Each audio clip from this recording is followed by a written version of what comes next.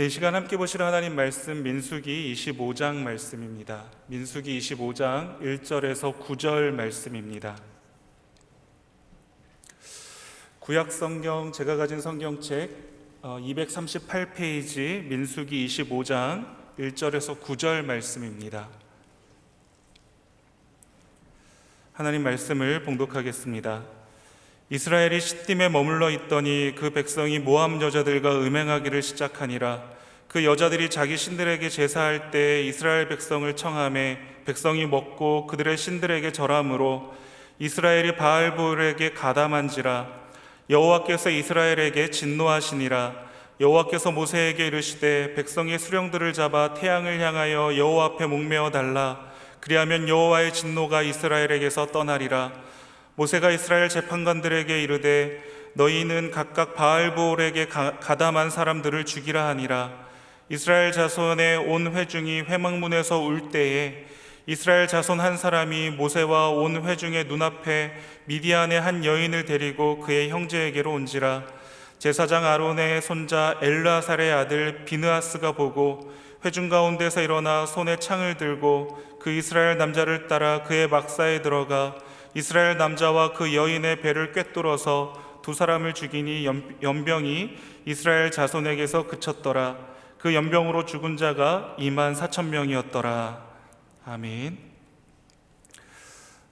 이스라엘의 그 모압 여인과의 음행, 그리고 또 바알볼을 숭배한 사건을 오늘 본문에서는 소개하고 있습니다. 이 본문에 있는 이 사건은 22장에서부터 24장까지 이어졌던 그 모압왕 발락과 발람의 이스라엘 저주 시도 사건과 매우 밀접한 연관이 있습니다. 24장 25절 바로 앞절에 있는 말씀을 보시면 발락과 발람은 이스라엘을 저주하려고 했지만 하나님의 그 강권적인 어떠한 개입과 그 역사하심으로 인해서 그들의 계획이 실패로 돌아가게 됩니다.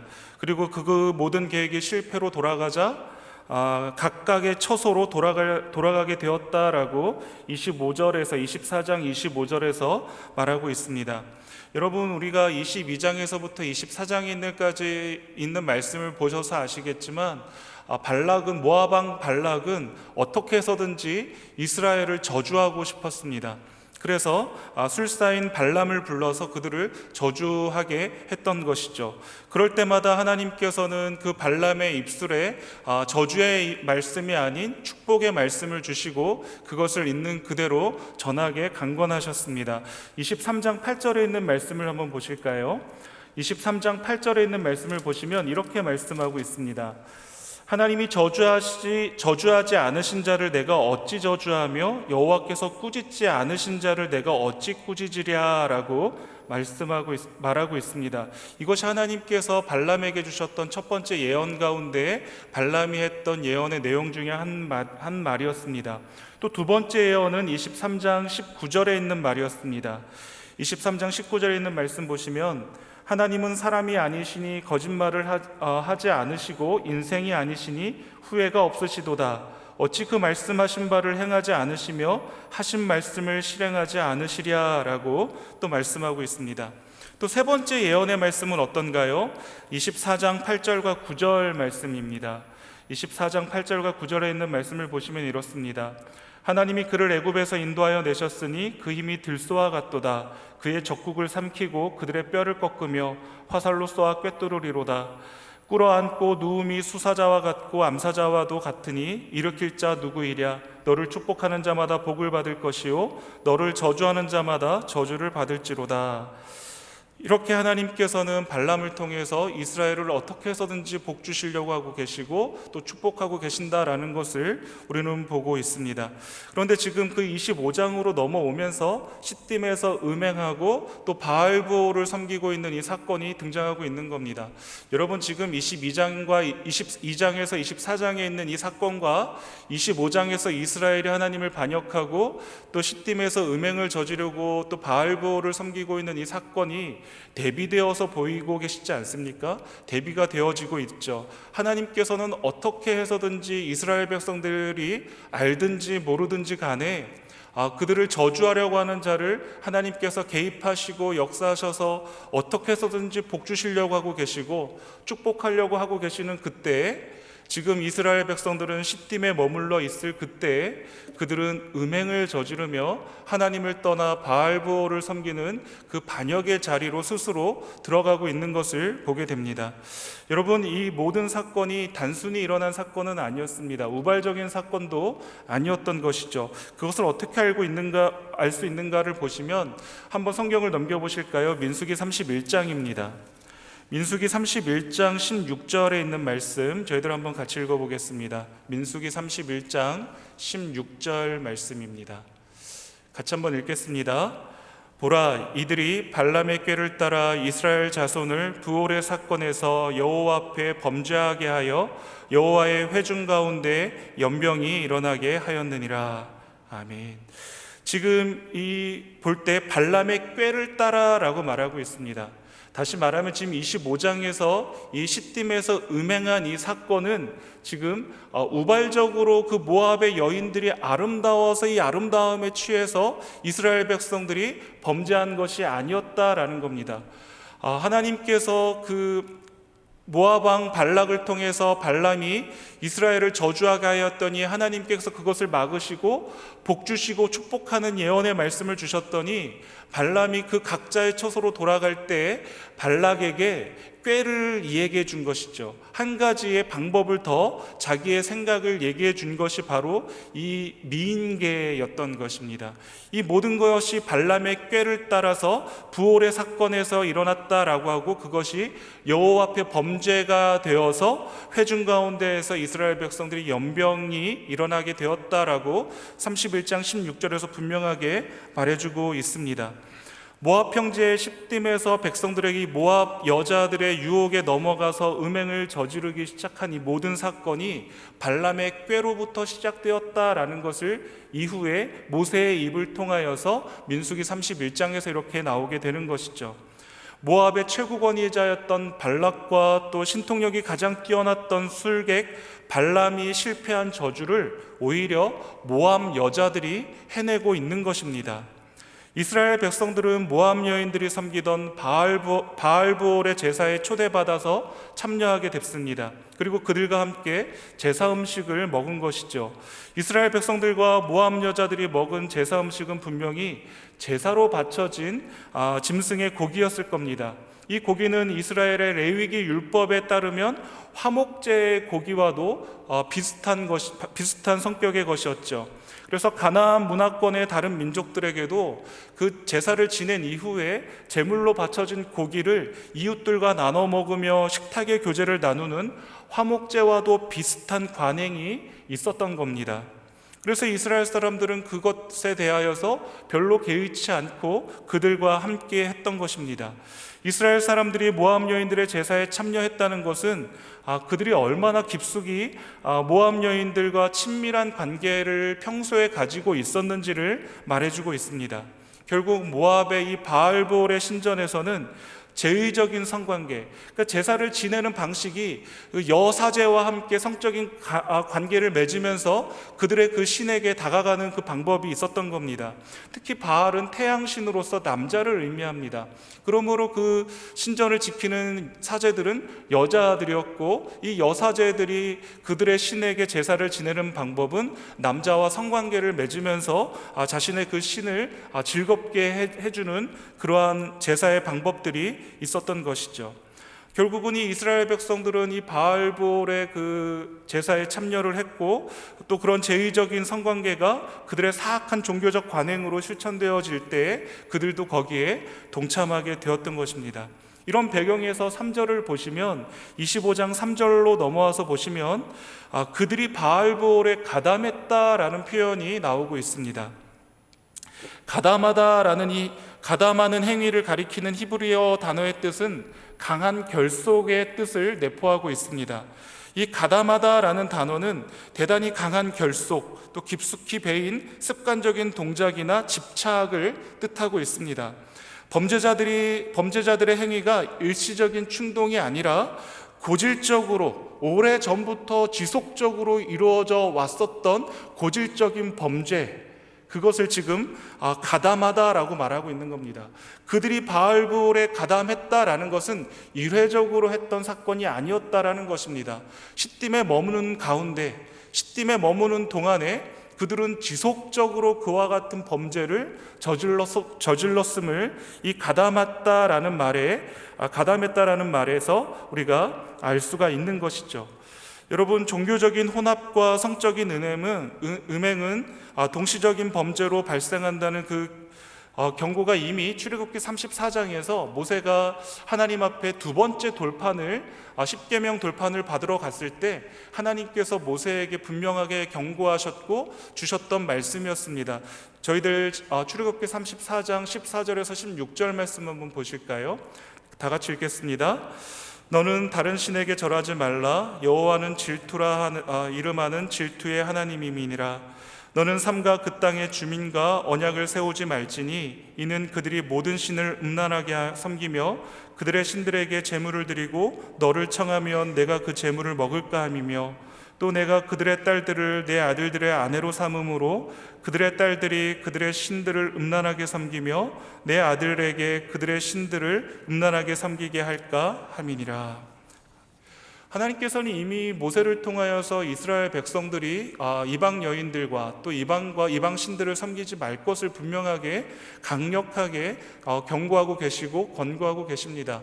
출애굽기 1세대들에게 이 말씀을 주셨고 지속해서 출애굽기 1세대와 2세대가 같이 있는 이 신명기 이때에 지금 이 사단이 벌어지고 있는 것입니다.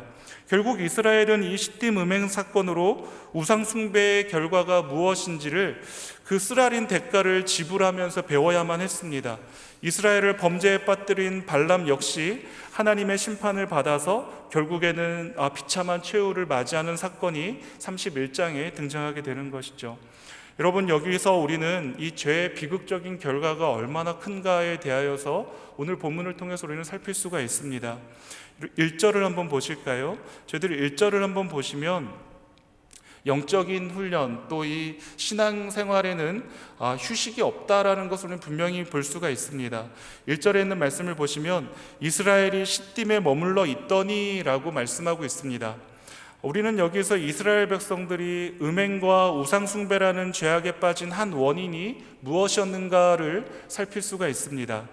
하나님께서는 40년 동안이나 광야를 방황한 이 이스라엘 백성들로 하여금 이제 가나안 입성을 앞두고 있는 이때에 가나안 동편에 있는 모압 광야에 시딤이라고 하는 곳에 오래도록 머물게 하셨습니다.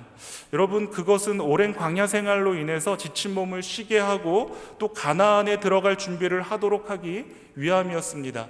여러분, 그들이 요단강을 건너서 가나안 땅에 입성하자마자 그들이 했던 일들은 무엇이었죠? 땅을 정복하는 일들이지 않았습니까?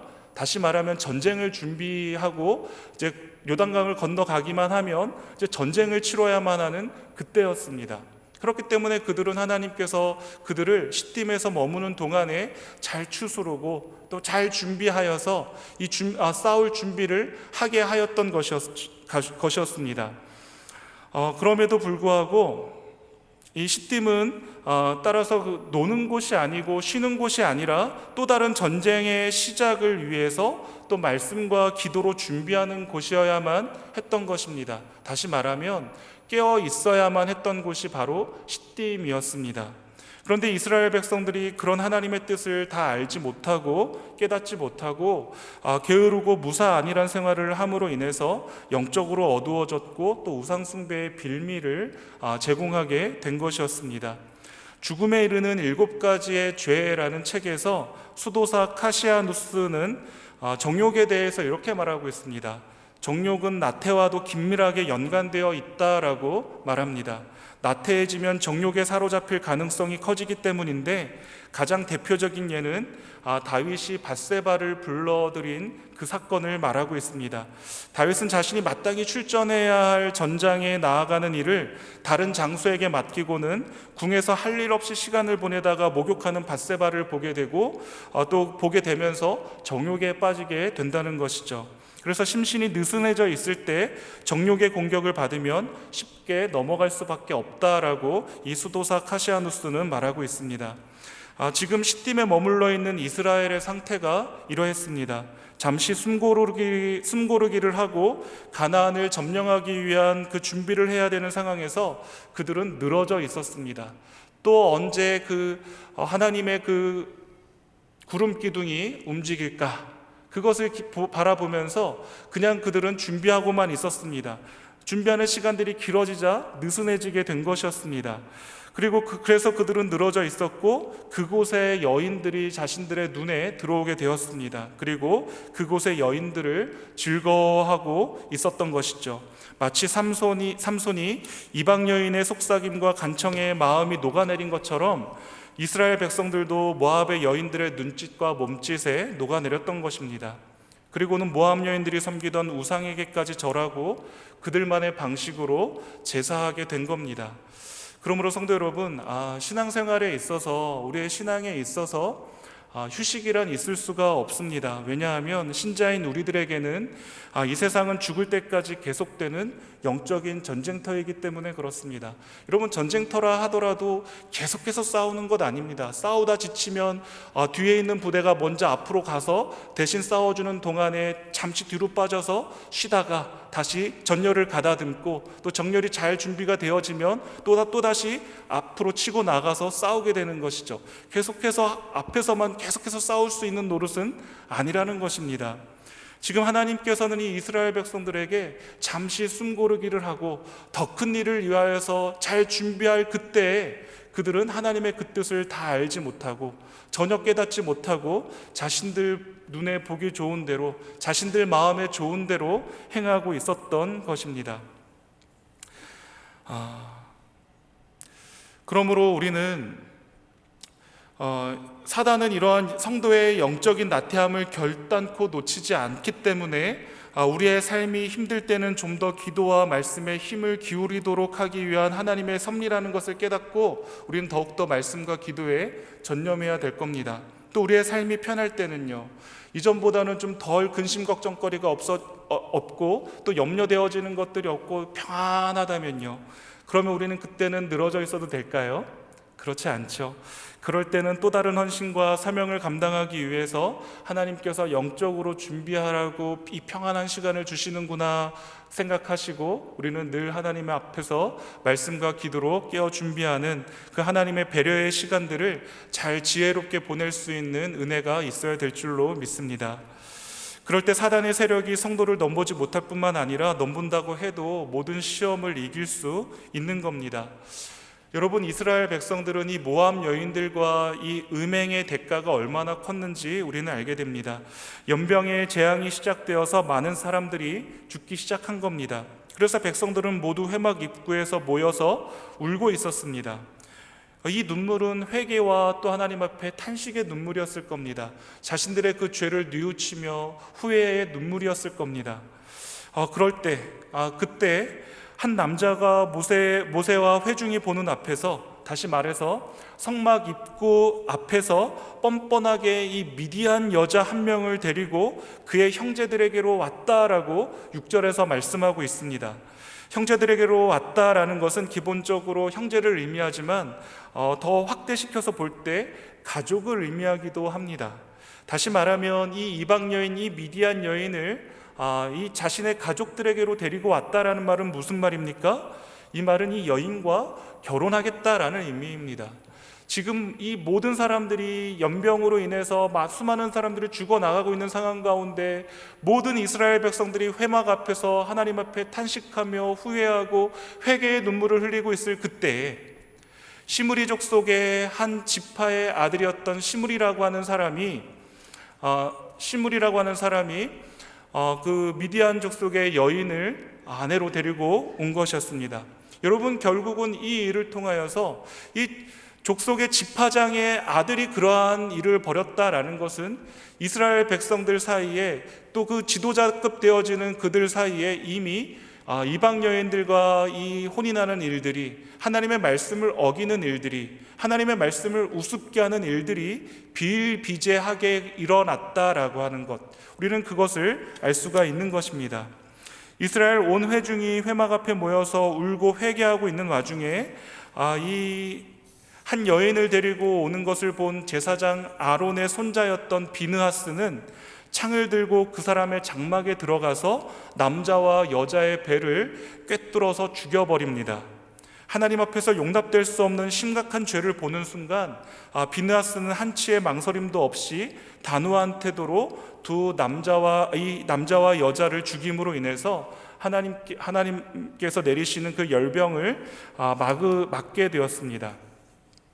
아론의 손자인 비느하스는 음행과 우상 숭배로 인해서 하나님으로부터 행악자들의 공개 처형과 또 이 연병의 심판을 받고 온 백성이 회개하고 있는 와중에 이 미디안 여인을 데리고 온 이스라엘 남자와 이 미디안 여자를 처단함으로 인해서 하나님께 그 의로운 열심을 인정받게 됩니다.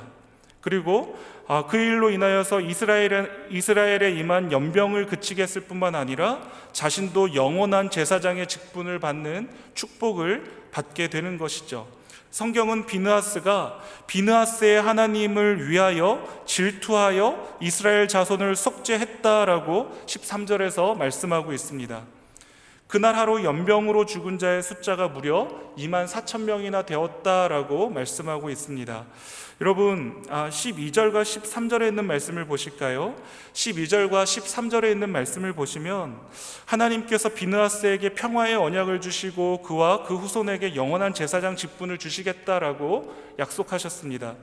비느하스가 이처럼 큰 축복을 받을 수 있었던 이유, 그것은 이스라엘 백성으로 하여금 죽음의 고통을 당하게 했던 죄의 문제를 해결했기 때문이었습니다. 하나님 앞에서 음행하던 두 남녀를 죽임으로 이스라엘 안에 있던 죄를 제거함으로 인해서 죽음에 처한 이스라엘 백성을 구원하고 하나님의 영원한 제사장, 이스라엘의 영원한 제사장이 될 수가 있었던 겁니다. 이런 점에서 여러분 비느하스는 예수 그리스도의 예표되는 인물이다라고 할 수가 있을 겁니다. 왜냐하면 예수님께서도 죄로 인해 죽을 수밖에 없는 우리들 안에 있는 죄의 문제를 단번에 해결하셨기 때문에 그렇습니다. 우리는 깨어 각성하여 하나님만 바라보다가도 잠깐 방심하며 늘 또 죄의 구렁텅이에서 뒹굴고 있는 우리 자신들을 보지 않습니까? 우리가 신년을 맞이하여서 올해는 제발 좀 더 넓은 그릇이 되어야겠다, 더 깊은 믿음의 그릇이 되어야 되겠다, 더욱 주님만 바라보아야 되겠다, 세상 것들을 바라보지 않고 휘둘리지 않고 흔들리지 않고 주님만 집중해야 되겠다. 여러분 결단하셨을 겁니다. 결심하셨을 거예요. 한 살이 더 먹었으니 더 그 믿음의 연륜대로 내 믿음이 더 깊어지기를 하나님 앞에 간절히 소원하고 계시지 않습니까? 그런데 새해를 맞이한 지 오늘로 딱 일주일이 지났습니다. 그 새해의 결단과 결심이 지금쯤이면 조금씩 무뎌지고 있지 않습니까? 여러분 그렇습니다. 우리는 죄에 대하여 늘 깨끗한 그릇이 되고 싶어 하지만 우리는 이 땅을 사는 동안에 죄에 대하여 깨끗한 그릇이 되기가 참 쉽지 않다는 것을 너무나도 매일같이 경험하며 살아가고 있습니다.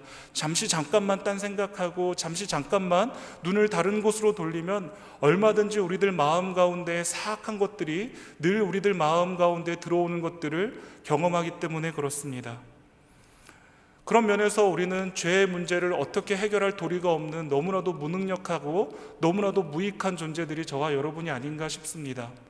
그러한 우리들을 위하여서 이 모든 우리 스스로도 해결할 수 없는 이 모든 죄의 문제를 예수 그리스도께서 단번에 해결하셨다는 사실이 우리들에게는 얼마나 복된 소식이 되는지, 죄에 대하여서 심각하게 고민하고 괴로워해 본 분들이라면 우리는 이 사실만으로도 충분히 하나님 앞에 감사할 이유가 된다는 것을 다 아실 겁니다. 사랑하는 성도 여러분, 그리스도께서 이 모든 죄를 다 단번에 해결하셨습니다. 그러므로 인해서 모든 사람의 영원한 대제사장이 되어주신 겁니다. 우리가 죄가 있기 때문에 하나님께 나아갈 수 없는 우리를 위하여 그리스도께서 친히 대제사장이 되어주셔서 화목제물인과 동시에 대제사장이 되어주심으로 하나님과 우리 사이에 가교의 역할을 해주신 것이죠. 그러므로 인해서 이 단번에 이 비느하스가 이 이스라엘 안에 들어온 이 모든 죄를 그 창 하나로 이 남자와 여자를 단번에 죽인 이 일로 인하여 하나님께서는 그 진노를 멈추시고 연병을 그치시고 이스라엘의 그 진노를 그치신 것과 같이 예수 그리스도의 십자가의 대속을 통하여서 내 머리 위로 쏟아지는 하나님의 그 진노의 그 잔을 그리스도께서 막아주셨다라는 이 사실을 우리가 기억하게 될 때 비느하스는 예수 그리스도의 온전한 예표가 된다는 것을 우리는 인정할 수가 있게 되는 것입니다. 그러므로 사랑하는 성도 여러분, 우리들 속에 죄로 인한 고통과 고민이 있다면 우리는 혼자서 괴로워하고 고민하는 일들에서 그치면 안 될 것입니다. 고민하고 혼자서 괴로워한다고 우리는 그것을 해결할 능력이 우리들에게는 도무지 없습니다.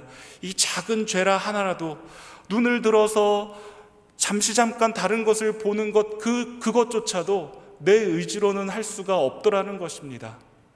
그럼 우리들에게 필요한 것은 무엇입니까? 그리스도의 은혜입니다. 성령께서 내주하시어서 우리 안에 날마다 공급하시는 그리스도의 은혜를 누리지 않고서는 이 작은 죄조차도 우리 힘으로 우리의 의지로 어찌하지 못한다는 것을 우리는 빨리 알아야만 합니다. 그렇기 때문에 우리는 고민하고 괴로워하는 것으로 내 할 도리를 다 했다라고 생각하셔서는 안 된다는 것입니다. 고민하고 괴로워하는 것은 누구나 다 할 수 있습니다. 하나님을 알지 못하는 사람들도 양심이 있기 때문에 양심의 가책으로 괴로워합니다. 그러나 하나님께서는 우리에게 예수 그리스도를 보내어 주셨고 예수 그리스도께서 우리의 모든 죄의 문제를 해결해 주셨다라는 이 사실을 우리가 믿을 수만 있다면 우리는 우리의 이 약함과 허물 많음과 더러움과 참으로 추한 모습들을 가지고 날마다 그리스도께로 나아가는 그 은혜를 우리가 누릴 수 있어야 될 줄로 믿습니다. 예수님께 죄를 내어놓는 순간에 그 죄로 인한 우리의 고통, 죄로 인한 아무에게도 말하지 못할 죄로 인한 우리의 신음, 이 영적인 괴로움과 짓눌림, 이 모든 것들이 눈 녹듯이 사라져 버릴 것이기 때문에 그렇습니다. 그렇기 때문에 우리는 우리의 약함과 우리의 허물과 우리의 모든 죄악을 가지고 예수 그리스도께로 나아가야만 합니다. 그리스도만이 우리의 유일한 이 죄의 해결자가 되어주시기 때문에 그렇습니다.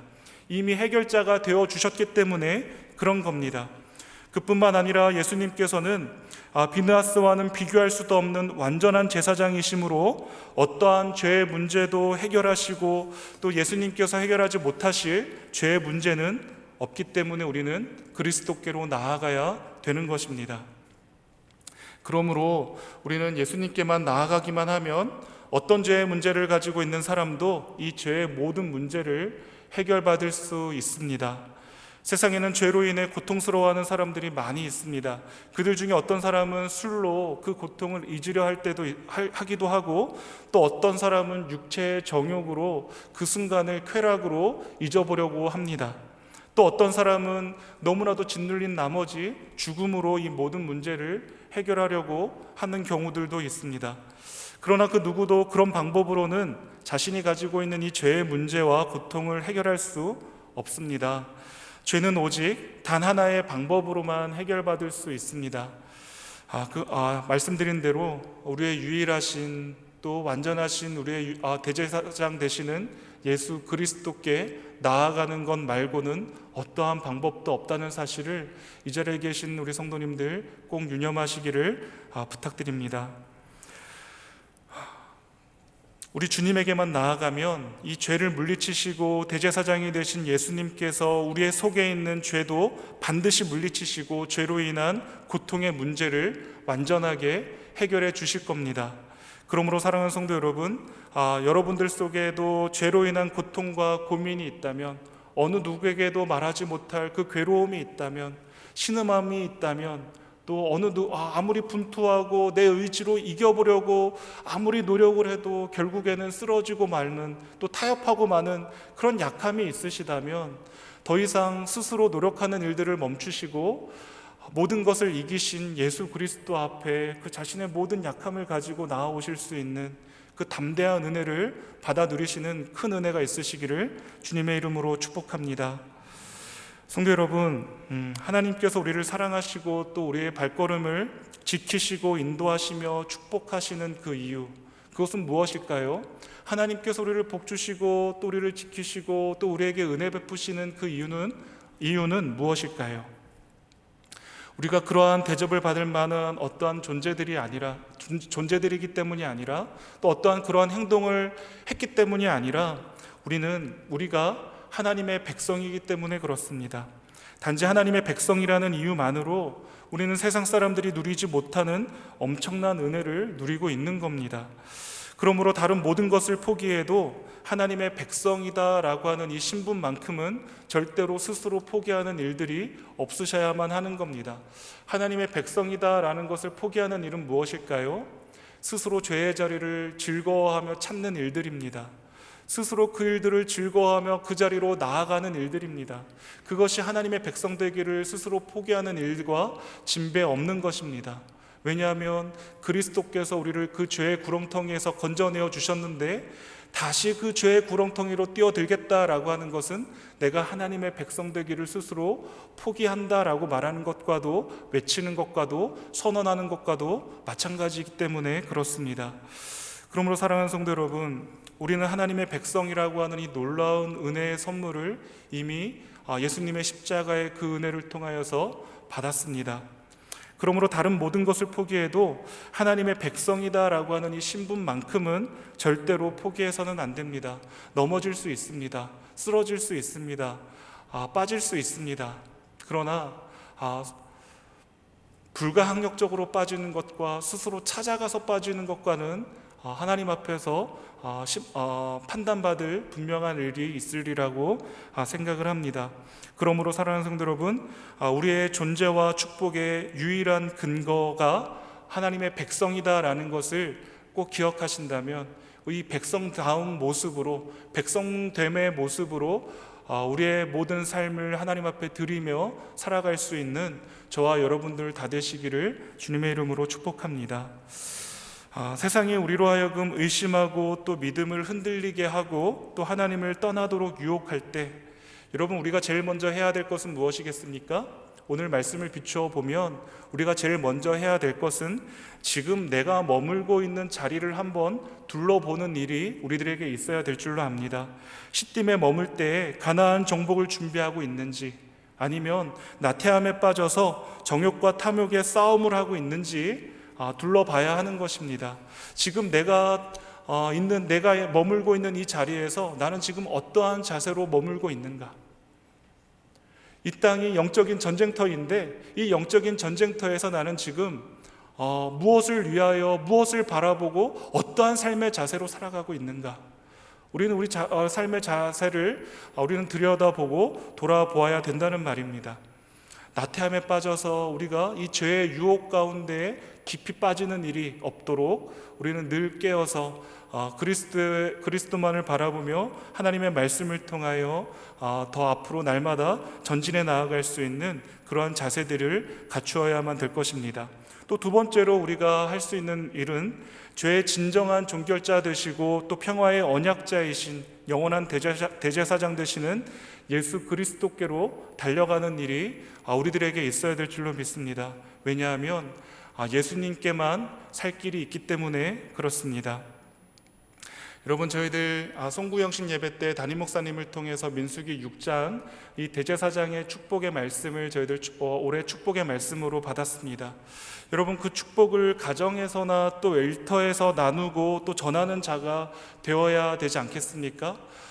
복 주시기를 원하시고 지키시기를 원하시고 또 은혜 베풀어 주시기를 원하시는 그 하나님, 평강 주시기를 원하시는 그 하나님을 우리가 누리고 또 우리가 전하는 자들이 되어야 될 텐데, 여러분, 우리가 나태함에 빠져서 이 죄의 유혹의 문제들, 이 죄의 문제들에서 도무지 헤어나오지 못하고 있는데 우리가 누구를 축복하고 우리가 어떻게 이 대제사장의 축복을 나눌 수 있겠습니까? 그럴 수 없겠죠. 먼저 우리가 이 죄의 문제를 해결하는 은혜가 올 한 해 저와 여러분들에게 다 있었으면 좋겠습니다.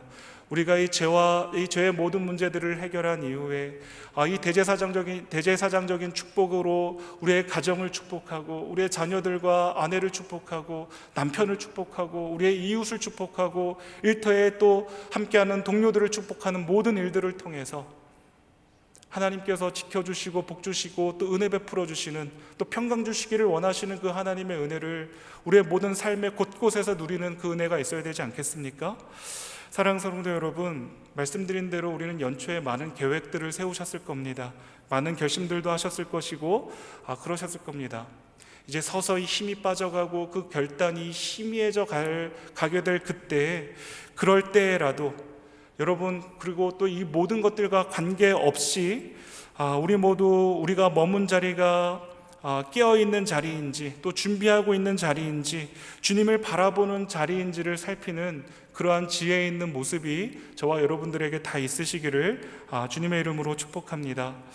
죄 많고 유혹과 또 시험 많은 이 세상 살 때 우리가 쉽게 잘 잊는 사실이 있습니다. 하나님 백성이라는 겁니다. 하나님 백성은 택함 받았기 때문에 저절로 거룩할 수 있는 것이 아니라 단번에 해결하신 예수님의 크신 은혜가 있기에 우리는 그 하나님의 백성으로서 거룩을 말할 수 있게 된 것입니다.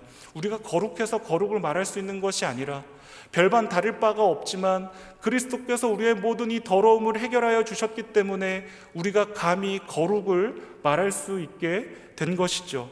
단번에 해결하신 예수님의 크신 그 은혜가 있기 때문에 거룩을 말할 수 있고, 거룩의 자리에 내가 거룩하니 너도 거룩하라라고 말씀하신 그 하나님의 명령에 우리가 동참할 수 있게 된 것입니다. 그러므로 사랑하는 성도 여러분, 올 한 해 우리가 있는 자리, 이 머물고 있는 자리에서 나태함에 빠져 온갖 죄의 유혹에 빠질 것이 아니라 예수 그리스도의 이름으로 거룩의 자리로, 또 성숙의 자리로 나아갈 수 있는 저와 여러분 다 되시기를 주님의 이름으로 축복합니다. 이 시간 다 같이 찬송하겠습니다.